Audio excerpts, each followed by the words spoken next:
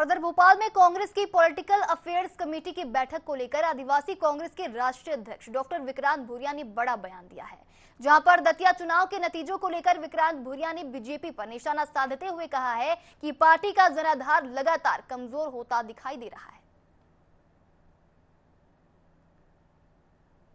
Political affairs committee की बैठक है और बैठक में तमाम सारे मुद्दों पर चर्चा होगी, आगामी समय की रणनीति बनाई जाएगी। हमारे साथ में आदिवासी कांग्रेस के राष्ट्रीय अध्यक्ष डॉक्टर विक्रांत भूरिया हैं, मध्य प्रदेश कांग्रेस के विधायक भी हैं।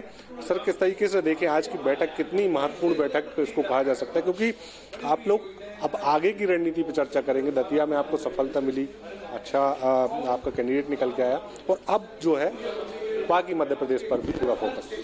देखिए, आज की पहली बैठक है दतिया चुनाव के बाद और कार्यकर्ता बहुत चार्ज हैं, नई ऊर्जा के साथ हम लोग मैदान में उतर रहे हैं।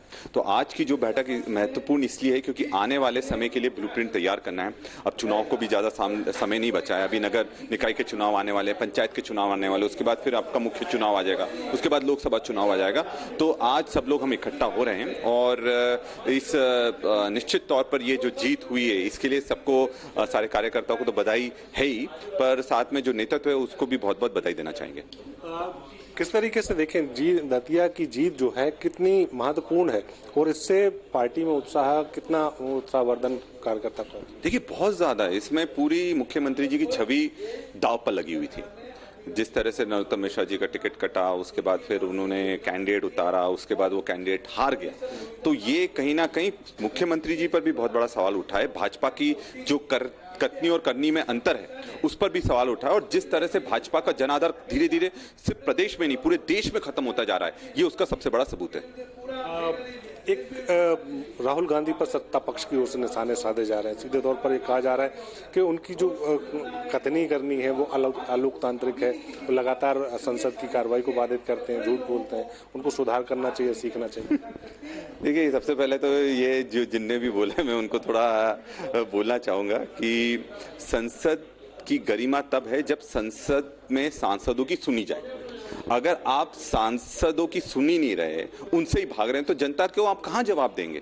अमित शाह जी, मेरा ये कहना है कि आप लोह पुरुष बनने का ढोंग खत्म करें और संसद में आकर जवाब दें।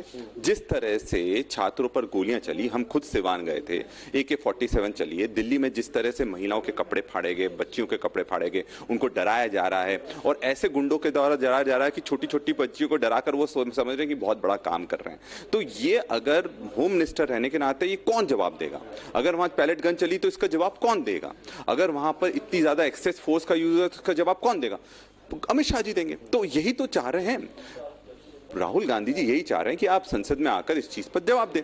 अगर वो इतने डर गए हैं, पहले तो मोदी जी भाग गए, उसके बाद फिर अमित शाह जी भी भाग गए, अब कौन भागेगा देखते हैं। कहीं ना कहीं देखिए, देश की लोकसभा में जिस तरीके की गतिरोध बने हुए हैं, जिस तरीके के मुद्दे उठ रहे हैं, उस पर कहीं ना कहीं सत्ता पक्ष और विपक्ष आमने सामने है और एक दूसरे पर कहीं ना कहीं आरोप प्रत्यारोप का दौर भी देखने को मिल रहा है। कैमरा पर्सन इमरान के साथ दुष्यंत पाराशर, एशियन न्यूज, भोपाल।